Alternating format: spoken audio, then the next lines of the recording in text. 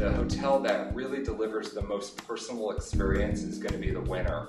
And how they do it is very interesting. I mean, they do it through knowing as much information they can about their guests. The first rule of thumb here is to get yourself a great database collection system and get all the information in about each guest. Once you have that information, make sure you're building the loyalty with these guests by offering them something very personal and very personal to them. So what that would look like, for instance, is if you are going to be a loyal guest at my hotel, I'll not only know what your favorite pillow is and what your favorite cologne is and where you like to have your paper placed and what kind of slippers you like, but I'll also know what floor you like to be on. Do you like the east view or the west view?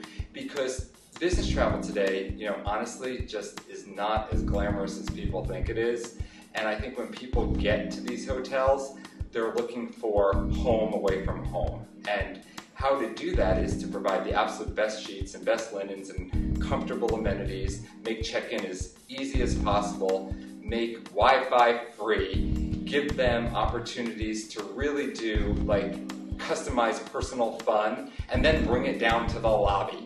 Make your lobby really flexible because people want to socialize on the road, so enjoy wine at lobby hour. Kimpton does that really well. Or have a rock and roll late night evening party with milk and cookies and movies. Not every guest will take advantage of all these things, but if they want to feel like they're at home, give them that home experience. Especially for parents who are on the road, give them the opportunity to display the pictures of their kids on their computer. Just make sure that it's really as personal as possible. And the most important thing is recognize them by name.